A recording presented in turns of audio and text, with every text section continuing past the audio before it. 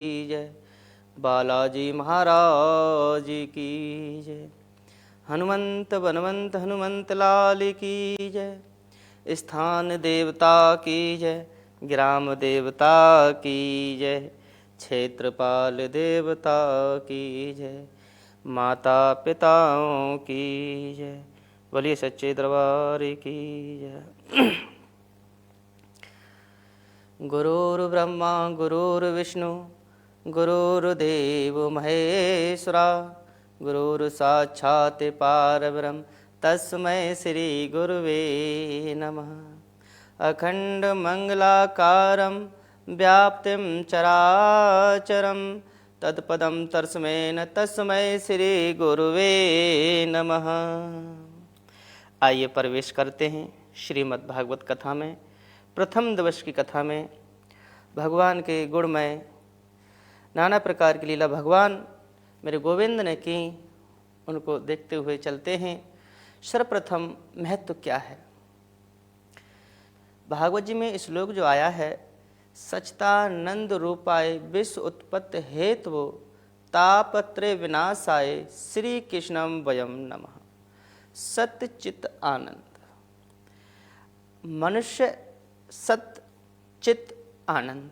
आनंद क्या है, सत्य क्या है, चित्त क्या है। चित्त माने प्रकाश होता है, यानी जो सूर्य प्रकाश कर रहा है वो चित्त है। और सत्य क्या है, सत्य आज भी था, पहले भी था, आगे भी रहेगा, और जब तक ये सृष्टि रहेगी तब तक सत्य रहेगा।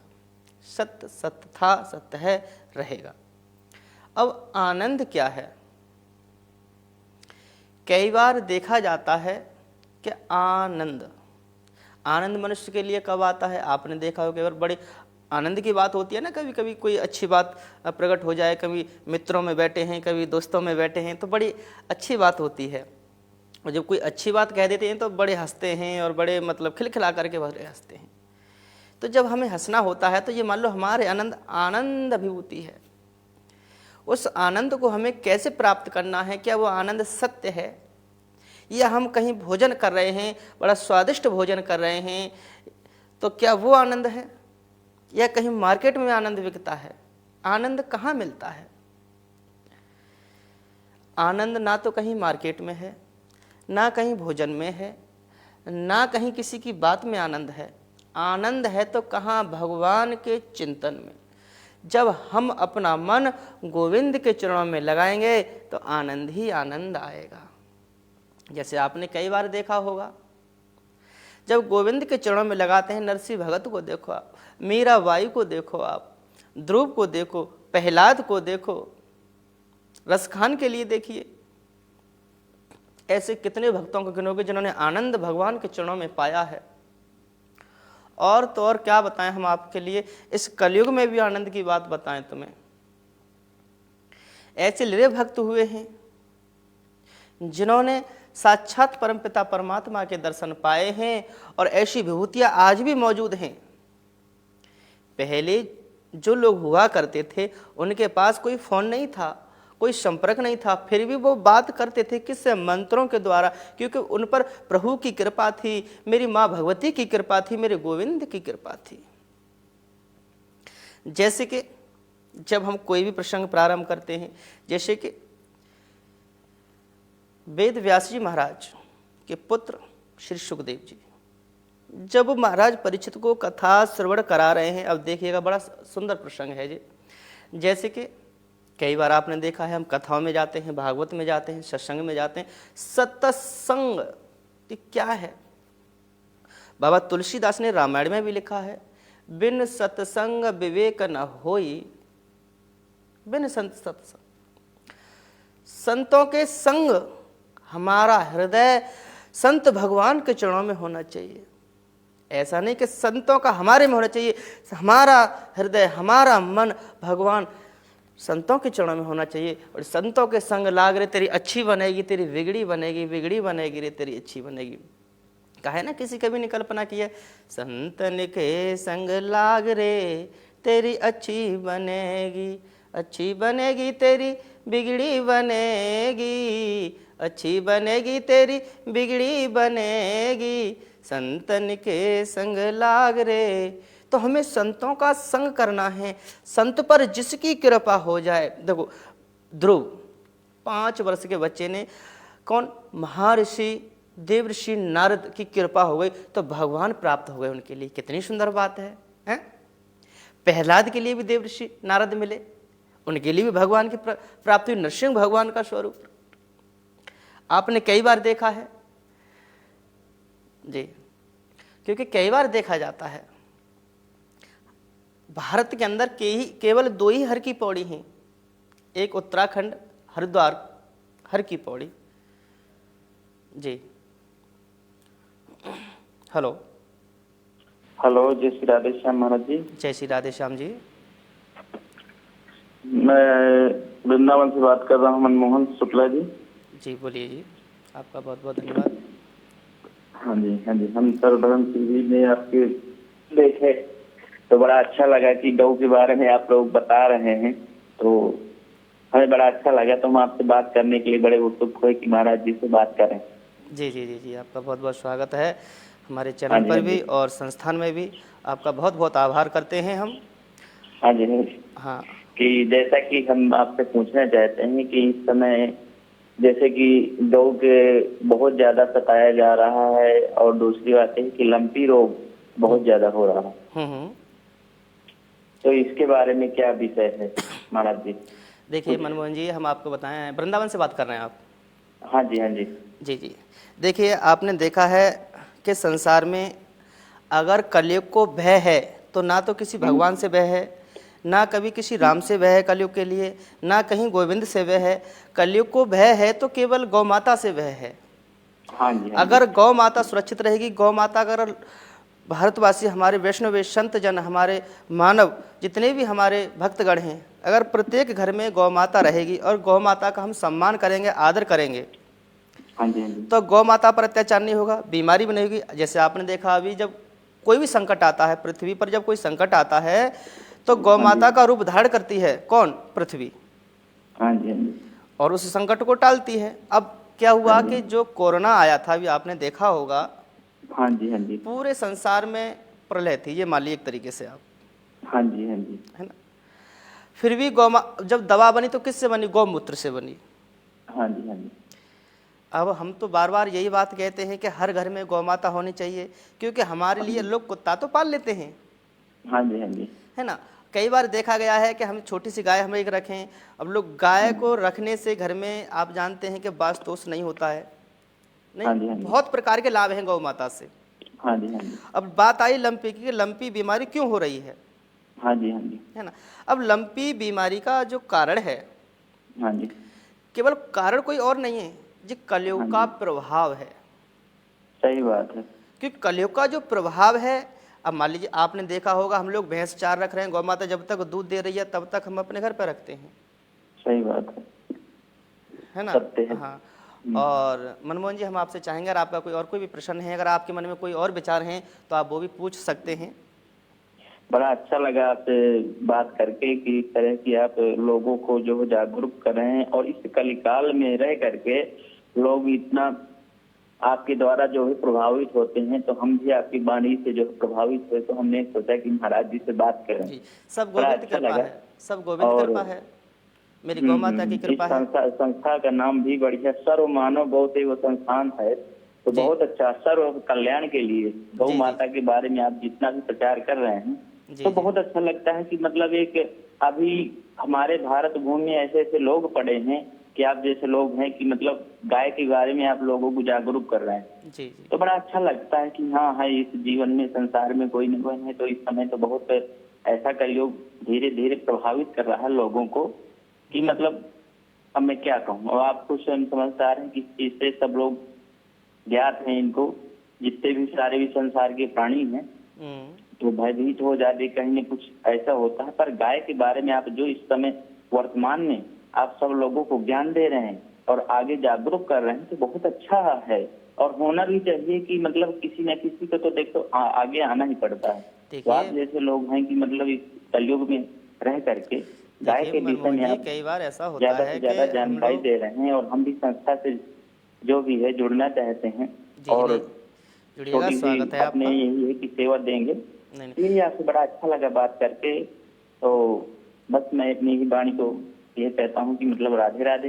राधे और राधे, जय श्री श्याम, जय श्री हाँ, कृष्णा, जय गौ माता की। कभी आपका कोई भी जय श्री विचार हो, राम। आप निर्भय होकर के आप हमें बता सकते हैं, और भी कोई भी ठीक है। प्रश्न हो बस आपका। मुझे इसी के विषय में था कि मतलब लंपी बीमारी जो इस समय चल रही है, हाँ, तो इसके लंपी विषय में बीमारी क्या का देखो मतलब अपनी लालाओ, संस्था से क्या चल रहा है? हाँ, संस्था में बहुत अच्छा कार्य चल रहा है। आप देख भी रहे होंगे, देखो टीवी चैनल के माध्यम से भी दिखाया जा रहा है, वैसे भी सोशल मीडिया के माध्यम से भी दिखाया जा रहा है, क्योंकि हमने जो आश्रम बनाया है कहाँ, सुगर क्षेत्र हर की पौड़ी कासगंज में।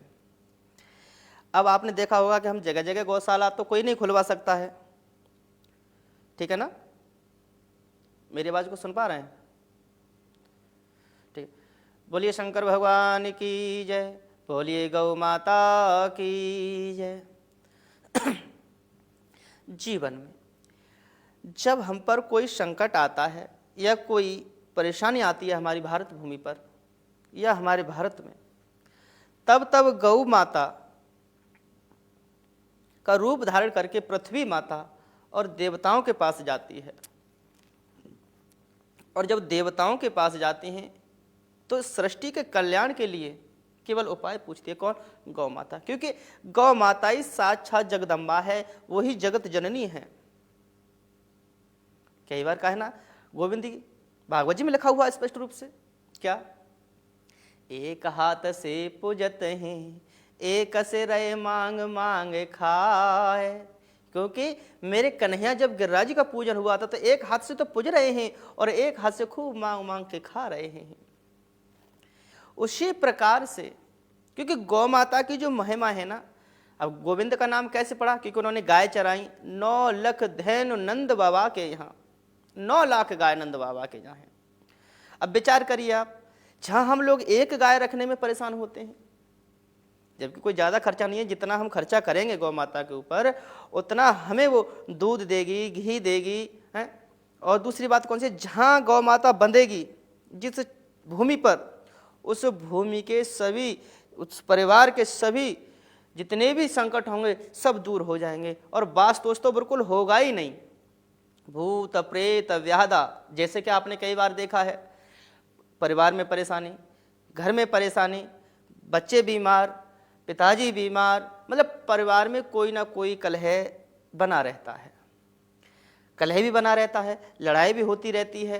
कई बार ऐसा भी देखा जाता है कि बच्चों का पढ़ने में मन नहीं लगता है, कई बार नौकरियां ही नहीं लगती हैं। इसमें परमात्मा का कोई दोष नहीं है। दोष है तो केवल किसका? हमारा, अपना स्वयं का दोष है। क्योंकि कर्तव्यम से भुक्तव्यम, जैसा हम कर्म करेंगे वैसा फल प्राप्त करेंगे। अच्छा, अरे एक बात विचार करिएगा, क्या हम फल जो बोते हैं या कोई वृक्ष या कोई पौधा हमने बबूल का लगाया तो उस पर आम तो आएंगे नहीं, आएंगे तो कांटे ही। अगर आम का लगाएंगे तो आम मिलेंगे ना, सेब का लगाएंगे तो सेब मिलेंगे ना। अगर लगा रहे हैं नीम का पेड़ तो भैया वहाँ पे आम और सेब कहाँ से आएंगे या केला कहाँ से आएंगे? ऐसा नहीं हो सकता। इसलिए हमें अच्छा कर्म करना है, गोविंद के चरणों में अपना मन लगाए रखना है। आप कैसे भी, किसी भी प्रकार से, कैसा भी आपके मन में संशय है तो आप हमसे किसी भी प्रकार का प्रश्न पूछ सकते हैं। उसी प्रकार से, क्योंकि मन में कई प्रकार के विषय विचार, हमारे मन में धारणाएं आती रहती हैं। कथा की ओर, कथा जो अपना प्रसंग था सुखदेव जी के ऊपर, जब परीक्षित महाराज को कथा श्रवण करा रहे हैं, कौन? श्री सुखदेव जी महाराज। अब सुखदेव जी महाराज कथा श्रवण करा रहे हैं, सामने बैठे हुए हैं। अब जिसको पता चल जाए कि आज से 7वें दिन मेरी मृत्यु होनी है तो क्या होगा भाई? उसको तो चिंता बढ़ जाएगी। अब मुझे क्या करना चाहिए? उपाय करना चाहिए? नहीं, क्योंकि संसार के जो लोग हैं ना, वो तो केवल ये देखेंगे कि हमारा कितना रुपया किसके पास है, हमारा कहाँ बिजनेस चल रहा है, मैं अपने बच्चों को क्या करके जाऊं, ये विचार रखते हैं।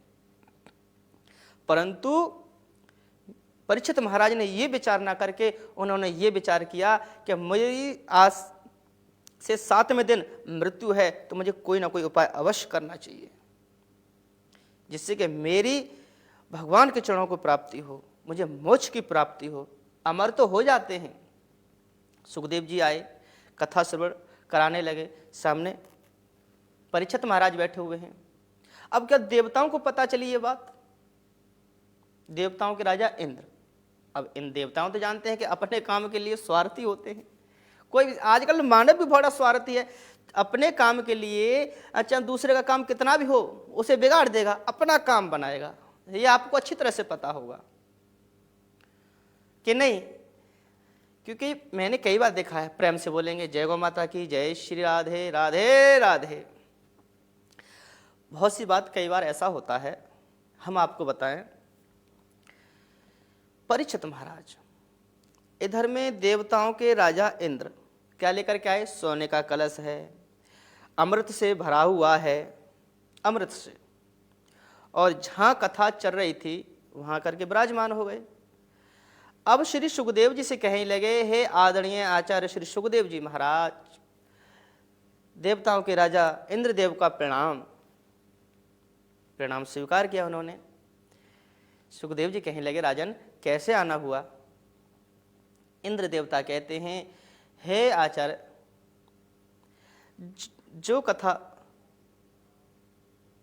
जो कि आपके बीच में जो कथा है और जो कि आप देख रहे हैं, आपने मन में जो विचार किया, अब देवताओं के राजा हैं वो, इधर में सुखदेव जी 16 कलाओं से पूर्ण हैं, भगवान के नहीं आके भक्त। क्योंकि पूर्व जन्म में जो सुखदेव जी थे, क्योंकि उनका मुख जो है तोता जैसा है, तोते का मुख है, और शरीर केवल मनुष्य जैसा है। सुख, सुख माने तोता होता है। अब आपने कई बार ये भी देखा होगा कि जिस फल को तोता खाता है या जिसमें मोहर लगा देता है तोता, तो वो मीठा होता है। या तो आप ये मान लीजिए कि वो फल ही मीठा होता है तो उसमें ही मोहर लगाता होगा तोता, या फिर उसके मुख लगाने से ही वो फल मीठा हो जाता है। ऐसे ही उनके मुख से जो अमृतमय रसमय धारा जो निकल रही है, जो भगवत कृपा जो बरस रही है मेरे सुखदेव जी के मुखारविंद से, वो अमृत से भी ज्यादा बेहतर है। क्योंकि अमृत तो देवताओं के पास है, पर भगवत कृपा देवताओं के पास नहीं है मेरे भक्तों। जैसे कि मैंने अभी कई बार बोला आपसे, समस्या नाना प्रकार की आती रहती है। अब समस्या सबसे बड़ी ये है कि उनकी मृत्यु होनी है 7वें दिन, और 7वें दिन मृत्यु होनी है, तो मन में विचार करो आप कि हमें करना क्या चाहिए। मैं कई बार बार बोलता हूं इस बात के लिए। अब मृत्यु का तो बहुत बड़ा विचार है। अब छोटी छोटी बातें, भाई सर में दर्द हो गया या फिर पैरों में दर्द हो गया, भगवान के नाम के लिए ये नाना प्रकार के बहाने आ जाते हैं। अब आपके मन में कई प्रकार के विचार आ रहे हैं कि महाराज जी कथा कर रहे हैं, टीवी पे लाइव आ रहे हैं, और हमारा भी मन कर रहा है कि हम महाराज जी से बात करें। अगर बात नहीं कर पा रहे हैं, अगर कॉल नहीं लग पा रही है, तो आप कमेंट में अपना सवाल, अपना प्रश्न और अपने विचार रख सकते हैं। क्योंकि जब आप विचार रखेंगे, सवाल रखेंगे, उन्हें हम देख सकेंगे और आपको फिर उन सवालों का उत्तर दे पाएंगे। कई बार ऐसा होता है कि कॉल नहीं लग पाती है क्योंकि लगातार कॉलें चलती रहती हैं। प्रेम से बोलेंगे जय गौ माता की। कैसा भी प्रसंग है आपका, कोई भी परेशानी है आपको, भूत प्रेत व्याधा, या फिर कोई शरीर से बीमार हैं, या फिर दवा कोई काम नहीं कर रही है, किसी भी प्रकार से अगर आपके कोई भी सवाल है, उसे आप डायरेक्ट कॉल लगा करके या कमेंट में आप पूछ सकते हैं। क्योंकि अमृत में भगवत कृपा, अमृत पीने से क्या लाभ होता है जी आपको पता होगा कि अमर हो जाते हैं मनुष्य, और जब अमर हो जाते हैं उसकी कभी मृत्यु नहीं होती। और जो भगवत कृपा जिस पर हो जाए, पता है आपको, कई बार आपने सुना देखा होगा, 83,99,999 योनियों के बाद में एक बार मानव योनि प्राप्त होती है। और केवल भगवत कृपा केवल मनुष्यों के लिए है, देवताओं के लिए नहीं है। क्यों नहीं है देवताओं के लिए? आपने विचार किया होगा, कहीं देवता कहीं कथा सुनते हुए देखे आपने? कहीं कथा में देवता नहीं है। इसलिए देवताओं के राजा इंद्र सोने का कलश लेकर के महाराज सुखदेव जी के पास आए। हे गुरुदेव, हे महाराज, जो कथा जो महाराज परीक्षित को आप पान करा रहे हो, जो भगवत कृपा को आप रसपान करा रहे हैं, वह कथा आप हमें पान करा दीजिए। और इसके बदले में इस कथा के बदले में जो सोने का जो कलश है, इसमें अमृत भरा हुआ, ये महाराज परीक्षित को पिला दो। विचार करिए, अगर चाहते परीक्षित महाराज तो अमर हो जाते, परंतु नहीं। अच्छा एक बात बताओ, पहले फोन तो चलते नहीं थे उस समय, कोई टेलीफोन नहीं थे, कोई फ़ोन नहीं था, कोई सोशल मीडिया नहीं था, कोई टीवी चैनल नहीं था, कोई एफएम रेडियो नहीं थे, कुछ भी नहीं थे पहले।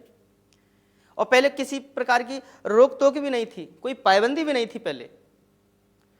क्योंकि जब कोई धार्मिक आयोजन हुआ करते थे, भागवत राम कथा जो भी हुआ करती थी, तो बड़ी लंबी भीड़ लगा करती थी संतों की। पहले संत ज़्यादा हुआ करते थे, और वो संत हुआ करते थे जो एक बार बोल दे तो वो सत्य होता था। अगर चाहते देवता लोग तो पीछे लाइन में बैठ सकते थे, परंतु नहीं, उन्हें तो वो वीआईपी, कोई वीआईपी, अब भैया वीआईपी आए तो वीआईपी को तो फिर वैसा भुगतना पड़ेगा।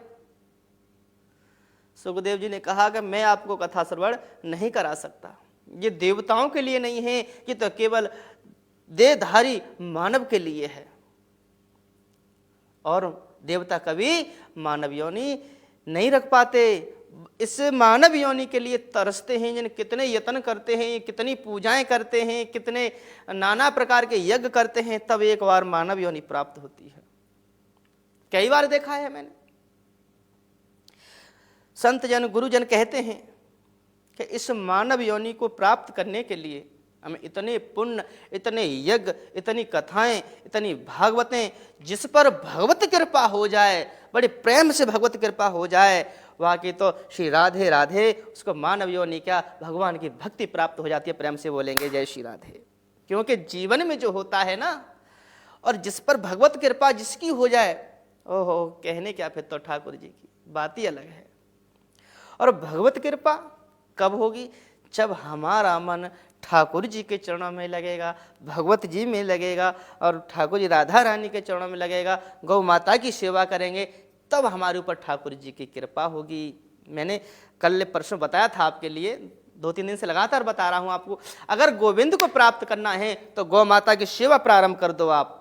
अगर भोले बाबा को प्राप्त करना है तो नंदी महाराज की सेवा प्राप्त कर दो आप। अगर आपको यमराज से मिलना है, किसी प्रसंग को पूछना है यमराज से, और यमराज को मिलना ही मिलना है, तो आप भैंस के पास जाकर के उसकी सेवा चालू कर दो। तो सब प्रकार के ये नियम हैं, कई बार बता चुका हूं मैं इन चीजों के लिए, तो परंतु समझ में नहीं आती। क्यों नहीं आती? केवल मनुष्य का जीवन ही यही है, खाना पीना सोना, खाना पीना, केवल पशुओं की भांति। अरे इतना काम तो भले मानो पशु करते हैं, और करते भी हैं, वो 24 घंटा अपना मुंह चलाता रहता है। ये भी तो देखो, मनुष्य नहीं चलाता। अगर 24 घंटा मनुष्य अगर मुख चलाए और उस पर राम राम राधे श्याम बोले ना, तब भी कल्याण हो जाएगा। प्रेम से बोलो जय श्री राधे। क्योंकि कल्याणी तो है राम शब्द। राम राम कहने से एक बार में 108 बार राम हो जाता है। हिसाब लगा लो आप, रा शब्द कितने नंबर पे आता है, डंडा कितने नंबर पे आता है, राम और माँ कितने शब्द पे आता है, दोनों को डबल करके जोड़ लो, 108 बन जाता है। प्रेम से बोलेंगे जय श्री राम। 108 बार, ये 2 बार कहने में, राम राम कहने में 108 बार आपका जप पूर्ण हो जाता है। तो कैसी कृपा नहीं होगी मेरे गोविंद की, कैसी कृपा नहीं होगी मेरे बाबा की है? अरे संकट आते हैं, इतने देवता हैं अपने पास, इतने देवियां हैं, फिर भी हम नाना प्रकार से भटक रहे हैं कि हमारे पास ये परेशानी है। अभी मैं बताऊं आपके लिए, मैं कल दिल्ली गया हुआ था। समस्या, एक व्यक्ति आया मेरे पास, गुरुजी हमारे पास ये समस्या है। क्या? कि हमारा छोटा भाई है ना, इसका सर में दर्द रहता है, इसकी कमरे में दर्द रहता है, और लेटा रहता है, कभी कोई काम करने का मन नहीं करता है। तो रात का समय था, मैं भी यहाँ से 10-11 बजे पहुंचा। अब उसको देखा तो मैंने बेटा क्या बात है, पूछा, नाम बताया उसने, नाम अपना प्रेम नाम बताया। तथा नाम तथा गुण होता है, ना कोई काम का ना काज का, दुश्मन अनाज का है। अब विचार करिए आप, सर में दर्द, कमर में दर्द, भैया काम तू कुछ करेगा नहीं, मेहनत तू करेगा नहीं तो दर्द नहीं होगा तो क्या होगा भैया, बीमारी नहीं होगी तो क्या होगा। अरे मैंने कहा तू परमात्मा का नाम तो ले। मैंने सुबह उससे कम से कम 10 मिनट भगवान का नाम लिखवाया और बिल्कुल ठीक हुआ। गुरुजी मैं ठीक हूं बिल्कुल। उसके सर पे हाथ फिराया, बिल्कुल कल्याण हो गया उसका। प्रेम से बोलो जय श्री राधे। गौ माता की इतनी कृपा है। मैंने कहा उसे, बेटा मैंने कि आप 11 दिन गौ माता की सेवा करना। सिटी है, दिल्ली है, जहां आप नहीं बांध सकते हो, मानता हूं, परंतु रोड पर अगर आपको गाय मिल जाए, उसको चारा और गुड़ की सेवा आप गौ माता के लिए करना, आपका सदैव कल्याण होगा। प्रेम से बोलो जय गौ माता की। मैं इसको तो 101% कह सकता हूं। सेवा करके तो देखो, अगर आपका कल्याण ना हो तो। अरे हम हिंदू हैं, सनातन धर्मी हैं, हम वैष्णव हैं, और वैष्णव में इतने देवी देवता हैं, इतने पुराण हैं, इतने शास्त्र हैं, वेद हैं, उपनिषद हैं, फिर भी हम इधर उधर भाग रहे हैं। क्यों? कारण इसका, क्योंकि हमें विश्वास नहीं है। कभी मुसलमान को देखा है आपने? कहीं जाते हुए देखा है?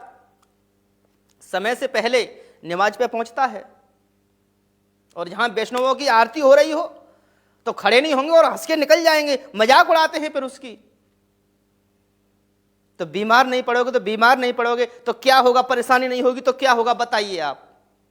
अरे जो हमें खाने के लिए दे रहा है, पहनने के लिए दे रहा है, हर प्रकार से हमारी व्यवस्था कर रहा है, और हम उसके कार्य पे हंस रहे हैं। अरे हंस नहीं सकते तो जाकर के खड़े हो जाओ, भीड़ बढ़ाओ वहां जाकर के, हम सनातनी हैं, हम वैष्णवे हैं। छोटा सा बच्चा देखो, कभी कहते ना, हरे वृक्ष की लाकड़ी मन माने लच जा, तो सूखे से वृक्ष की फिर ना लचे, चाहे कर लो लाख उपाय। मन में एक बार प्रेम से, सच्चे हृदय से मेरी राधा रानी का, मेरे गोविंद का, मेरी गौ माता का एक बार नाम लेकर के देखो, देखो क्या प्रेम होता है, कितनी कृपा बरसती है आपके ऊपर। और जब कृपा ना बरसे तब हमसे बोलना आप कि गुरुजी आपने ऐसा कहा था और ये नहीं बात हुई। होगी 101%, 1000% होगी, क्योंकि गौ माता की कृपा तो मैं भी देख रहा हूं। क्योंकि मैंने जब से गौ माता की सेवा प्रारंभ की, कथा तो काफी दिन से कर रहा हूं, बचपन से कर रहा हूं। अगर मेरे बारे में अगर आप सुनोगे तो आपके आंसू आ जाएंगे, रोने लगोगे आप। इतनी सच्ची घटना है मेरी। मैं भी यहां आकर के ऐसे नहीं बैठ गया। बड़े कष्ट झेलने पड़ते हैं मेरे प्यारे, बड़े दुख, बड़े संकट आते हैं जीवन में। कितने प्रकार के संकट आते हैं और कितने प्रकार के संकट पार करने पड़ते हैं। तब धीरे धीरे धीरे धीरे धीरे धीरे जब सीढ़ी को जब हम पार करते हैं ना, तो नैया पार हो जाती है। क्योंकि एक बार हमें पकड़ लेना चाहिए, चाहे हनुमान जी को पकड़ लें, चाहे राम जी को पकड़ लें, चाहे राधा रानी को पकड़ लें, चाहे शेरा वाली को पकड़ लें, चाहे देवाधिदेव महादेव को पकड़ लो, पर पकड़ लो एक बार। और जब पकड़ लो, चाहे दुख आए चाहे सुख आए, छोड़ो मत उसके लिए आप। और जब छोड़ोगे नहीं तो वो नैया पार कर दें। क्योंकि जो भक्ति करता है उसकी परीक्षा परमात्मा लेता है। मेरे गोविंद उसकी परीक्षा लेते हैं, और जब परीक्षा लेंगे ना, और जब परीक्षा में आप सफल हो जाएंगे तो आपकी नैया पार हो जाएगी। एक छोटा सा एग्जाम्पल दूसरी बात के लिए, जब हम स्कूल में जाते हैं ना, स्कूल में पहले प्रथम में एडमिशन होता है, द्वितीय में पहुंचते हैं, तृतीय में पहुंचते हैं, चौथी में पहुंचते हैं, पांचवी में पहुंचते हैं। कैसे पहुंचते हैं? डायरेक्ट पहुंच गए क्या? नहीं। जब परीक्षा का समय आता है, साल भर पढ़ाई होती है, 11 महीना जब पढ़ाई होती है, पढ़ाई करने के बाद में 1 महीना 10 दिन की परीक्षा आती है कि हमने क्या पढ़ा, क्या लिखा, क्या सुना, क्या अध्ययन किया हमने। जब वो परीक्षा जब जो होती है ना, और जब परीक्षा होने के बाद में फिर वो देखा जाता है कितना आपने अध्ययन किया इसका। अगर आपने सही से अध्ययन किया होगा, मन लगा करके, तो आप पास हो जाते हैं। अगर आपने ध्यान नहीं दिया होगा तो फेल हो जाते हैं, फिर वहीं आ जाते हैं आप। वैसे ये क्रम है भक्ति का भी और गोविंद का भी, हमारी ये शरीर का भी यही क्रम है। अगर हम सच्चे मन से अपने क्रम पर चलते रहेंगे और अपने शरीर को जितना हो सके, ये शरीर किस काम का जब तक गोविंद की भक्ति में न लगे। क्योंकि जब क्रम से हम चलेंगे, और ज्यादा नहीं, पूरे दिन में 24 घंटे होते हैं। कितने? 24। 12 घंटे की रात, 12 घंटे का दिन। चलो कोई बात नहीं, 24 घंटे होते हैं, मान लिया मैंने। अब 24 घंटे एक मनुष्य के लिए, 8 या 24, 3 जगह बांट दो, 8-8 करके। 8 घंटे काम करो, आपके पास कितने होते? 8 दूनी 16 घंटे बचे आपके पास। अब 16 घंटे आप क्या सोते रहोगे? मानता हूं कि आपका परिवार बड़ा है, सैलरी कम है, तो काम भी 12 घंटा करना पड़ता है आपके लिए। 8 घंटे से काम नहीं चल पा रहा है तो 12 घंटा काम कर लो। 12 घंटे सोओगे क्या? नहीं। अरे 8 घंटा सो, क्योंकि मनुष्य के ज्यादा सोने से भी बीमारी बढ़ती है। आप समय से सोएं, 8 घंटा सोइए, 12 घंटा काम करो, 4 घंटा फिर भी बचते हैं आपके पास। अब 4 घंटे में आपको क्या करना है? जो 4 घंटे हैं ना, उनमें क्या करना है आपके लिए? भगवान का नाम लेना है। नहीं ले पाओगे, 4 घंटा नहीं बैठ सकते आप, क्योंकि आपके पास बहुत नाना प्रकार के समस्या हैं, काम के, घर के काम हैं, उलझे हुए हैं। आप 4 घंटा नहीं कर सकते, 2 घंटा कर लो। 2 घंटा भी नहीं कर सकते आप, 1 घंटा कर लो। 1 घंटा भी नहीं कर सकते आप, आधे घंटा कर लो। और आधे घंटा भी नहीं कर सकते आप, तो भैया 15 मिनट कर लो। और 15 मिनट भी नहीं कर सकते तो 6 मिनट करो। 6 मिनट ओम जय जगदीश हरे, स्वामी जय जगदीश हरे। धूप दीप जलाओ, भगवान को प्रार्थना करो, शीश नवाओ। और जब इतनी श्रद्धा और भाव और प्रेम से जब 6 मिनट आप भगवान के चरणों में लगाएंगे तो आपका पूरा दिन सुखमय व्यतीत होगा। आप परीक्षा में पास होते चले जाएंगे। अब ये मन सोचना कि भाई हमें कष्ट आ रहा है, नौकरी नहीं लग रही, हमारे रुपया नहीं आ रहा। रुपया आएंगे, नौकरी भी लगेगी कब? जब श्रद्धा और भाव से आप भगवान की भक्ति करते रहेंगे। यही तो सत्संग है, यही तो कथा है। और क्या है? ये जीवन का अनमोल रहस्य है। ये जीवन में एक तो पिता वो होता है जो जन्म देता है, एक पिता वो होता है जो पालता है, एक पिता वो होता है जो मार्गदर्शन देता है। पिता गुरु भी कह सकते हैं उसके लिए हम, कि गुरु ही पिता होता है। अब मन में आप विचार करिएगा कि हमें करना क्या है। हम 8 घंटे सोते हैं, 8 घंटे काम करते हैं, भैया 8 दूनी 16 घंटे होते हैं। बाकी हम 12 घंटों में क्या करते हैं? 8 घंटे, 4 घंटे, 3 घंटे। अरे भैया आधे घंटा परमात्मा की भक्ति में दे दे, तेरा कल्याण हो जाएगा। प्रेम से बोलेंगे जय श्री राधे। जीवन में तो वो ही भगवान कन्हैया की जो भगवत कृपा है ना, जो भगवत कृपा है, अब कैसे प्राप्त होगी? क्योंकि आपको गुरु बनाना है, गुरु बना करके गुरु दीक्षा लेनी है, गुरु नाम लेना है आपके लिए। और जब गुरु नाम लोगे, उस गुरु नाम का जाप करना है। अच्छा, माला की बात आती है कई बार कि भैया माला हमें क्यों रखनी चाहिए, माला से क्या होता है? माला इसलिए नहीं है कि गिनती करो आप, माला इसलिए है कि आपका मन इधर उधर ना भटके। माला पर जब मन रहेगा, 1 दिन 2 दिन 3 दिन जब माला पर मन रहेगा, तो स्वयं ही धीरे धीरे परमात्मा के चरण में आपका मन पहुंच जाएगा। प्रेम से बोलेंगे जय श्री राधे। क्योंकि लीला अनंत है प्रभु की, मेरे गोविंद की लीला अनंत है। सत्संग है।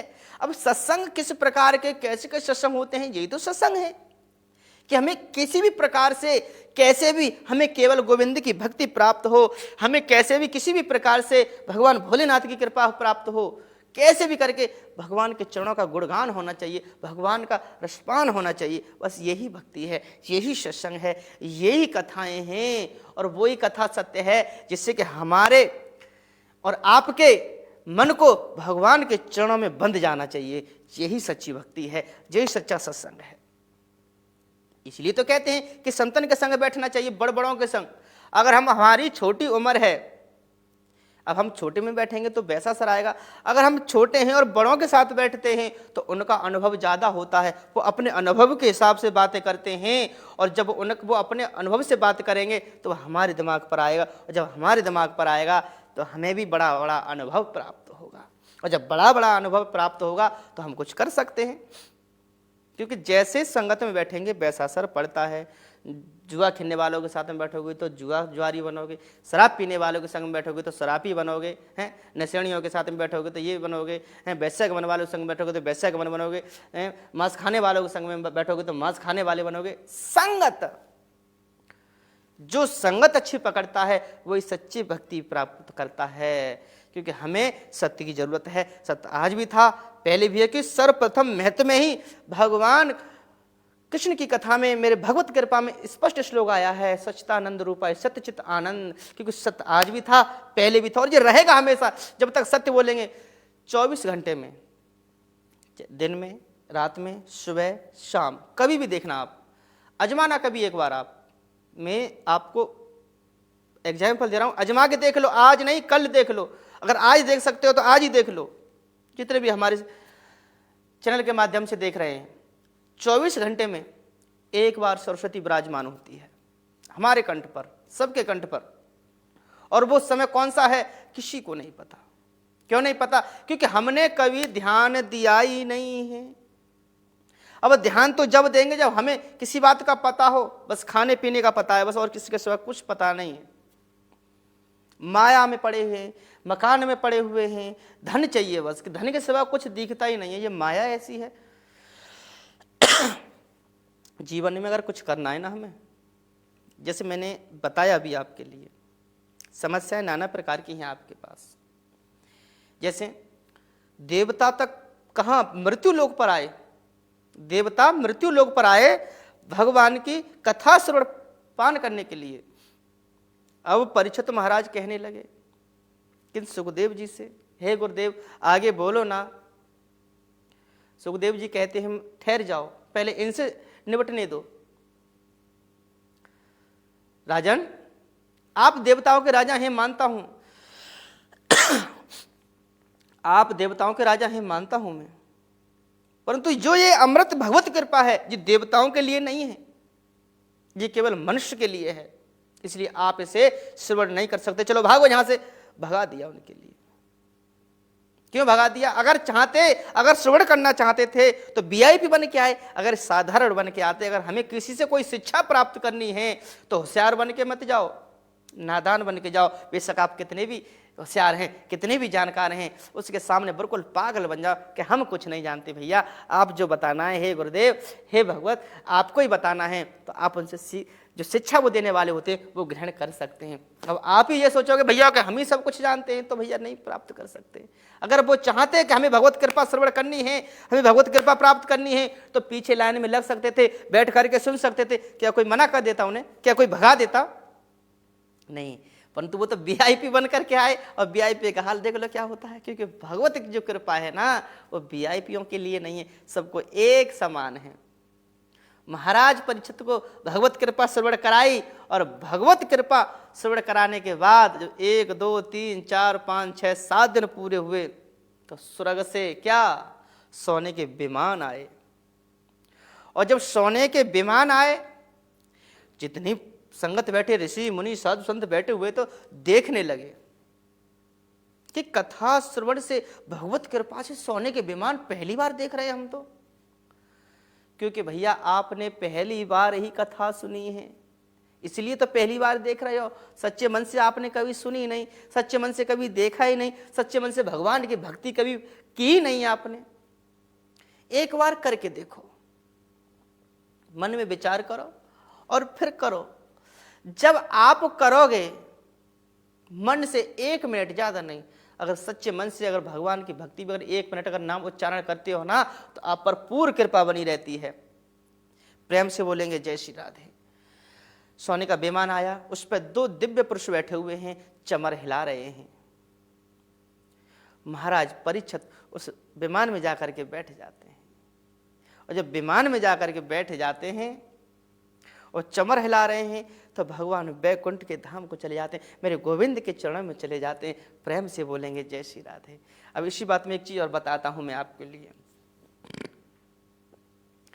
परीक्षित महाराज, उनकी उम्र कितनी थी परीक्षित महाराज की?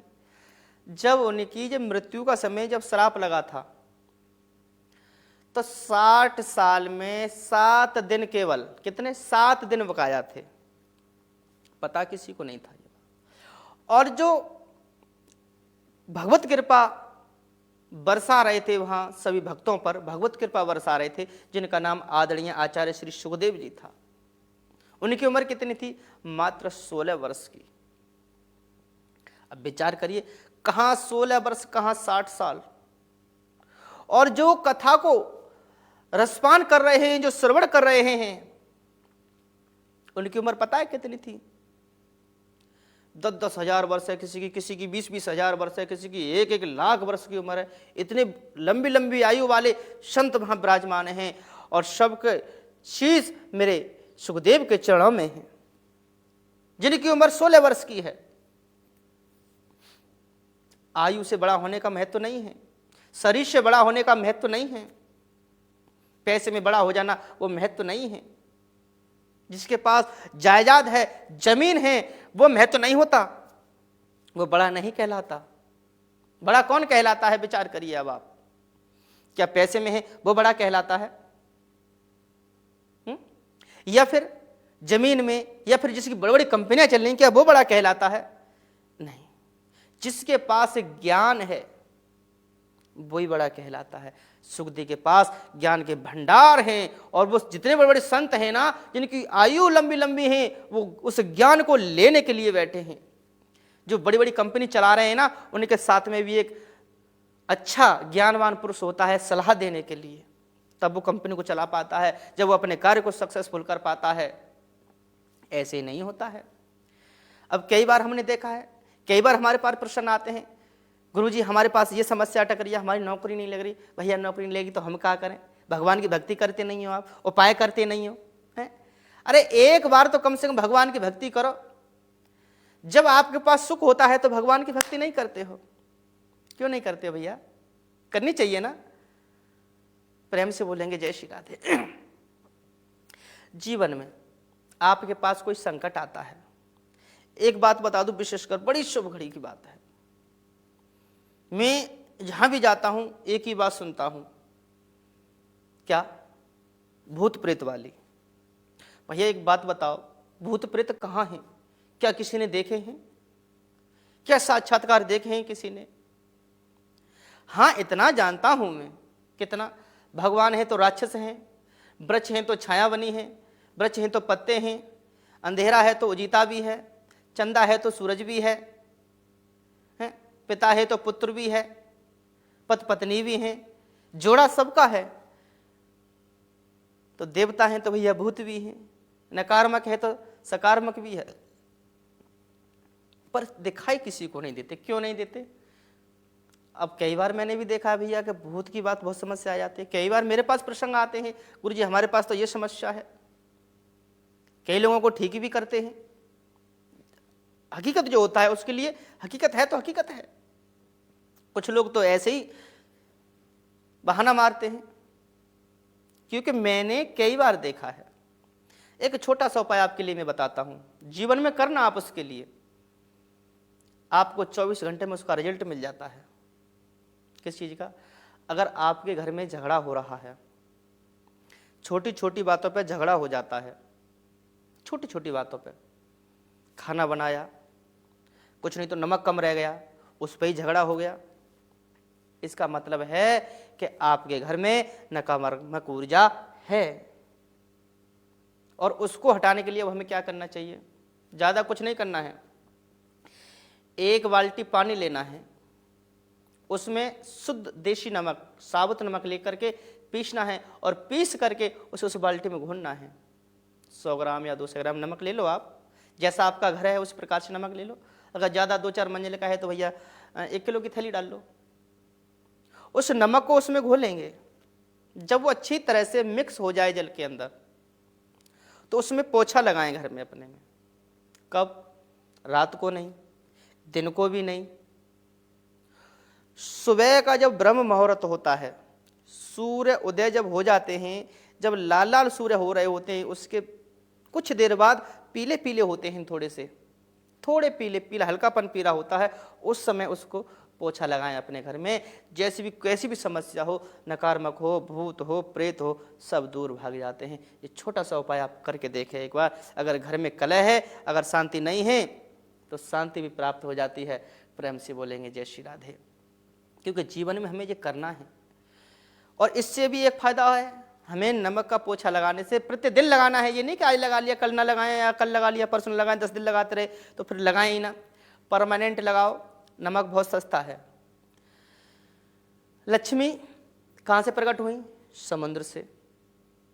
नमक कहाँ से प्रकट हुआ? समुद्र से। विष कहाँ से प्रकट हुआ?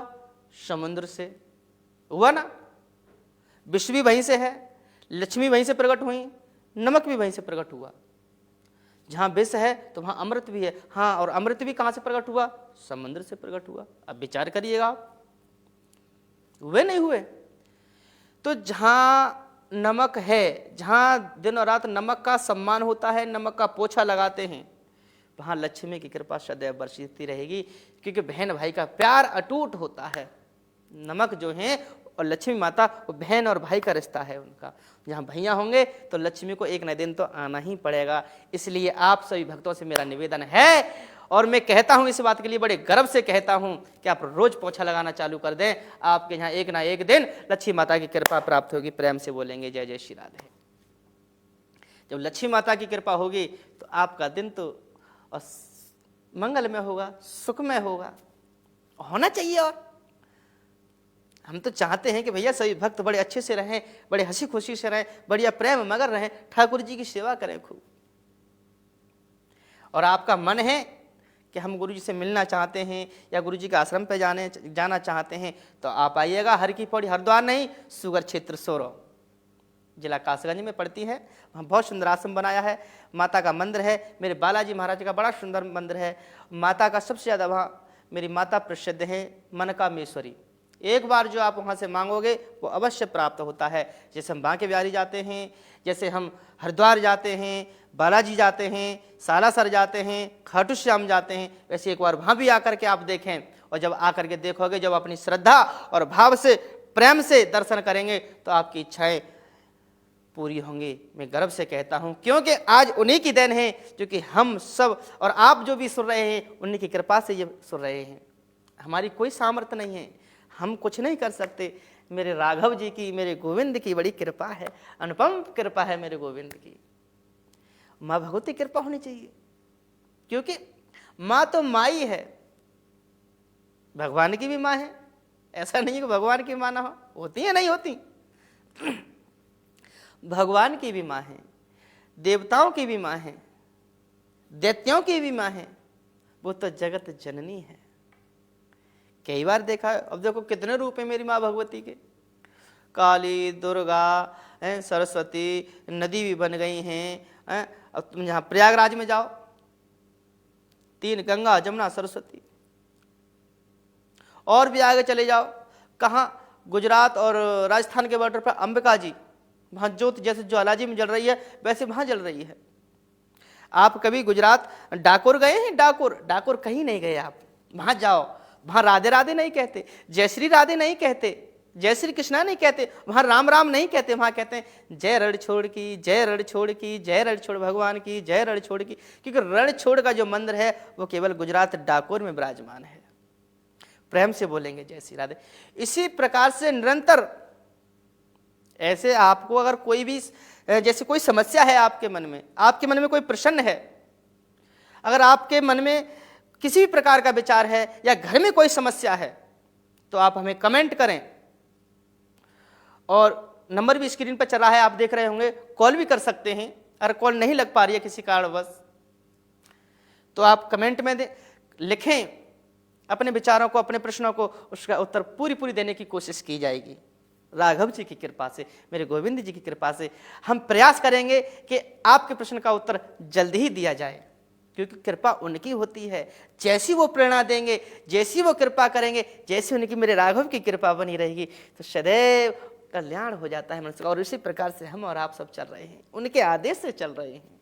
प्रेम से बोलेंगे जय श्री राधे। अभी इसी बीच में क्या होता है, एक छोटी सी कथा और सुनाए हम आपके लिए। उपाय तो बताते रहते हैं बीच में और बताते रहेंगे आपके लिए, क्योंकि समस्या भी जब आती है तो उपाय भी हैं, क्योंकि समस्या है तो समाधान भी हैं, गुरु हैं तो शिष्य भी हैं। पर एक चीज बड़ी विचित्र मैंने देखा है बहुत ज्यादा। क्यों? पहले जो लोग हुआ करते थे तो पता क्या हुआ करता, पहले शिष्य लोग गुरुओं का इंतजार करा करते थे। पर आज क्या हो गया पता है, आज गुरु शिष्यों का इंतजार करते हैं। कथा प्रारंभ हो जाए, सत्संग प्रारंभ हो जाए, शिष्य अभी आए ही नहीं है। अब शिष्य इंतजार करते हैं कि जब माइक बजेगा तब हम पहुंचे। ऐसा नहीं होना चाहिए। अगर हमें कुछ प्राप्त करना है, अगर कुछ हमें भगवत कृपा की प्राप्ति करनी है तो भगवान एक बात कहते हैं, सन्मुख होई सन्मुख। और जब तक सन्मुख नहीं होगे, सामने एकदम बैठना चाहिए। चाहे भागवत हो रही हो, चाहे मंदिर हो, चाहे भगवान की प्रतिमा लगी हुई हो, उसके जस्ट सामने बैठोगे तो भगवान की निगाह आपके ऊपर पड़ेगी और आपको पूर्ण कृपा से आशीर्वाद देंगे वो। और जब आशीर्वाद देंगे आपके लिए तो आपका सुखमय जीवन होगा। प्रेम से बोलेंगे जय श्री राधे। इसी प्रकार निरंतर मैं आपको कितने भक्तों की कहानी बताऊं, कथाएं तो बहुत हैं, परंतु मैं विचार ये करता हूं, बड़ा आंखों में कभी कभी आंसू आ जाते हैं मेरे। क्यों? क्योंकि मेरी जो सोच है ना, मेरी जो बुद्धि है बार बार गौ माता के ऊपर चली जाती है। क्यों? कि गौ माता हमारे लिए इतना सब कुछ करती है, हर प्रकार से। अगर कोई संकट आता है तब हमें बचाती है, और आज उसकी इतनी बुरी दुर्दशा है। कथाएं भी गौ माता की चल रही हैं, परंतु गौ माता के ऊपर कोई ध्यान नहीं दे रहा है। ये बीमारियां चल रही हैं, तब भी कोई नहीं सोच रहा है। मानवा में भी कोरोना चला था, तब कितनी भगदड़ मची थी। अगर गौ माता ना होती तो ये कोरोना की बीमारी समाप्त नहीं होती मेरे प्यारे। समाप्त क्यों हुई? क्योंकि गौमूत्र से दवा बनी है। ये जो आपको डोज लग रही है, जो वैक्सीन लग रही है, वो गौमूत्र से बनी हुई है। और भी वो तो वैक्सीन है, जिन्होंने गौमूत्र पान किया उनको तो कभी बुखार की तो बहुत दूर की बात है, कोरोना की बहुत दूर की बात है, कभी जुखाम भी नहीं हुआ। जुखाम भी नहीं हुआ कभी, ज्यादा नहीं, एक ढक्कन आप गौमूत्र रोज पान करें, कभी कोई बीमारी नहीं हो सकती। प्रेम से बोलेंगे जय गौ माता की। करके तो देखो, मन से, श्रद्धा से, क्योंकि विश्वास होना चाहिए। पहले कोई डॉक्टर नहीं थे, पहले कोई MBBS नहीं थे, पहले साधु संत वैद्य हुआ करते थे। वही जड़ी बूटी तुरंत दी और गौमूत्र में पीसी और तुरंत दे दी, ले जा करके जाओ खा लो, ठीक हो जाएंगे। मरे हुए आदमी को जिंदा कर देते थे। अब तो खैर नहीं कर पाते हैं, और कर देते हैं तो भैया वो इतना रुपया लेते हैं, किसी गरीब के पास नहीं हो पाता है। लक्ष्मण जी को जब लक्ष्मण शक्ति लगी, हनुमान जी संजीवनी बूटी लेकर के आए। क्या उस समय कोई डॉक्टर था क्या? कोई MBBS थी क्या? कोई टैबलेट था क्या? कोई इंजेक्शन था? बताइएगा आप। पत्ते। एक विशेषकर सूचना देना चाहता हूं आप सभी के लिए, बहुत विशेषकर सूचना है। क्या इस बार सूर्य ग्रहण मावस को पड़ने वाला है,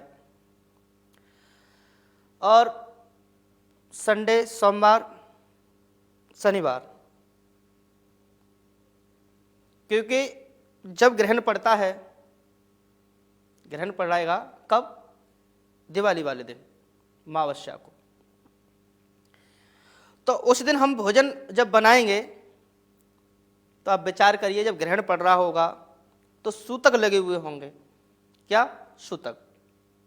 और जब सूतक लगे हुए होंगे तो सूतक में हम भोजन नहीं कर सकते, घर में अग्नि प्रकट नहीं कर सकते हैं, पूजन पाठ नहीं कर सकते हैं। कई बार देखा गया है। अब पूजन पाठ कैसे होगा? भोजन कैसे खाएंगे? हम भोजन भी नहीं कर सकते हैं, क्योंकि भोजन अगर ग्रहण के समय अगर भोजन कर लेते हैं हम, तो उससे बड़ा कोई पाप तो है ही नहीं, ये मान लीजिएगा। उसका उपाय है क्या? तुलसी का दल डालें। अब इसमें एक समस्या और आ गई। क्या? कि एक दिन पहले संडे है, अब संडे को तुलसी नहीं तोड़ते क्योंकि सोमवार की अमावस्या पड़ेगी। लगभग सोमवार की अमावस्या पड़ेगी तो संडे को तुलसी नहीं तोड़ते, उस दिन भी पाप लगता है। फिर शनिवार को भी नहीं तोड़ते हैं। हाँ, एक उपाय है। शनिवार को 12 बजे से पहले, कितने? शनिवार को 12 बजे से पहले आप तुलसी माता के पास जाएं, हाथ जोड़ें, प्रार्थना करें, हे तुलसी माता। आपको मंत्र नहीं आता कोई बात नहीं, कोई पूजा पाठ नहीं आता कोई बात नहीं, आप हाथ जोड़ करके माता तुलसी के सामने ठीक हो खड़े हो जाएं और कहें, हे माँ तुलसी, हम भेजे श्री कृष्ण ने तनक बिनय सुन ले, प्रभु त्यारे भोग के कारण मैया द्वैदल रहे माँ। ऐसा कह करके और दो एक जगह आप 4 तुल्यों पर, ऊपर से नहीं नीचे से तोड़ना है आपके लिए, और तोड़ करके आप रख लीजिएगा, क्योंकि चाहे एक दिन चाहे सूख जाए पर तुलसी दल कभी खराब नहीं होता है मेरे भक्तों। उस तुलसी दल को जिस दिन आप प्रसाद बनाएंगे दिवाली वाले दिन, उस प्रसाद को उसमें डालेंगे तो पवित्र हो जाएगा और सुखमय हो जाएगा, और अच्छे से आप उसको पूजन भी कर सकते हैं, खा भी सकते हैं, आपके जीवन में कोई संकट नहीं आएगा। ये चीज़ है। अब तुलसी माता की एक बात बताऊं आपके लिए, गौ माता की भी बात बताता हूं। इसमें एक छोटा सा प्रसंग है। हमारे हिंदू धर्म में इतनी देवी इतने देवता हैं। आप अकबर जी को तो जानते ही होंगे, और बीरबल जी को। एक छोटी सी कहानी है अकबर और बीरबल जी की। अकबर और बीरबल जी की, जय पिता महाराज की, लेट गए। अकबर कहने लगा, बीरबल आज क्या बात है, कभी माता जी मिल जाती तो कभी पिताजी मिल जाते हैं, बात क्या है? अब कहा जल्दी चलो, हमें जल्दी चलना है, उठो जल्दी। नहीं उठे। अब अकबर जी को और गुस्सा आया। अब उन्होंने जैसे ही उसको पकड़ा, तो उगड़ा नहीं तो दोनों हाथ से पकड़ा, दोनों हाथ से जब पकड़ा तो वो हाथों में खुजली होने लगी। उखाड़ तो पाए नहीं, हाथों में खुजली होगी। अब हाथों में खुजली खुजाने लगे तो जहां भी हाथ लगाए वहां खुजली हो जाए, जहां हाथ लगाए वहां खुजली हो जाए। अब तो पूरे शरीर में हाथ लगाए तो पूरे शरीर में खुजली हो गई, क्योंकि भैया कभी यहाँ लगाएंगे, कभी ऐसे लगाएंगे, कभी ऐसे लगाएंगे, कभी ऐसे भी करेंगे तो खुजली तो होगी ना जब हाथ लगेंगे तो। अब तो बीरबल बड़े परेशान, कहने लगे ये क्या बीमारी है। बीरबल कहने लगे वो तो माता थी और इसलिए कुछ नहीं कहा, जो पिताजी हैं तो अब भैया आपने माताजी को उखाड़ के फेंक दिया तो पिताजी तो अब आपको दंड देंगे ही देंगे। अब इधर में तो अकबर जी को बड़ी परेशानी हो रही है। अब बीरबल बड़े मुस्कुरा रहे हैं कि आपने मेरी माता को उखाड़ करके फेंक दिया, वो मेरी माता थी। अरे बीरबल इसका कोई उपाय करो, मैं मानता हूं वो तुम्हारी माता थी, पिताजी ने दंड दे तो दिया, अब इसको तो समाप्त करो। कि ये हमारे बस का नहीं है, माता जी के पास जाओ और हाथ जोड़ के प्रार्थना करो उनसे, तो अगर वो क्षमा कर देंगी तो ये आपकी बीमारी ही दूर हो जाएगी, ये समस्या ही दूर हो जाएगी, ये समस्या ही दूर हो जाएगी। अब कहाँ जाएं कि चलो आगे देखते हैं मैया जी मिलेंगी। धीरे धीरे आगे चलने लगे। जैसे आगे चले क्या देख रहे हैं वो आगे, गौ माता मिली, लेट गए। जय हो गौ माता की, जय हो गौ माता की, जय हो गौ माता की। अरे बीरबल तुम्हें जय गौ माता की कर रहे हो जहां पूरे शरीर में परेशानी हो रही है, खुजली होने लगी है, ज्यादा ही परेशानी होने लगी है। बोले कि इनसे माफी मांगो, दंडवत लेट करके गलती की क्षमा मांगो, अगर इन्होंने माफ कर दिया तो ये आपके लिए क्षमा कर देंगे और आपकी बीमारी समाप्त हो जाएगी। अब अकबर जी के लिए ये परेशानी है भैया, परेशानी में कौन क्या नहीं करता है, विचार करिएगा। अकबर लेट गए जल्दी से, माता मुझे क्षमा कर दो, गलती हो गई, आगे से ऐसा नहीं होगा, त्राहि माम माता त्राहि माम। काफी देर उन्होंने कई बार बोला अकबर ने। बीरबल कहने लगे मैया क्षमा कर दो ना। गौ माता ने तब तक गोबर कर दिया। क्या कर दिया? गोबर किया। अब गोबर कर दिया तो बीरबल कहने लगे राजा, हे राजन, माता ने आपको माफ कर दिया, आशीर्वाद दे दिया। क्या दे दिया? माता ने गोबर किया है, इसको आप अपने शरीर पे लगाओ। अकबर कहने लगा ये क्या बीरबल, ये कैसी बातें कर रहे हो आप? अब आपकी इच्छा है, अगर ठीक होना है तो लगाना होगा। गोबर को एक हाथ में लिया, किसी वस्त्र में लेकर के भरा थोड़ा सा, और लेकर के जहां तुलसी का जो झुंड उगाड़ा था, जो वृक्ष उगाड़ के फेंक दिया था, वहीं आ गए। उसके पत्ते तोड़े, पत्ते तोड़ करके उसका अर्क निकाला और उसको गोबर में लगाया। गोबर में लगा करके पूरे शरीर पर राजा के लगाया, और जैसे पूरे शरीर पर लगाया और लगाते ही आराम होने लगा राजा के लिए। और आराम होने लगा मेरे प्यारे, तो राजा अपने सब कुछ भूल गया। फिर तो कहने लगा जय तुलसी माता की जय, गौ माता की जय, तुलसी माता की जय, गौ माता की। क्योंकि उस गोबर से और तुलसी के दल से उसकी सारी खुजली दूर हो गई। तुरंत प्रेम से बोलेंगे जय श्री राधे। क्योंकि जीवन में कुछ करना है, वो बीरबल था।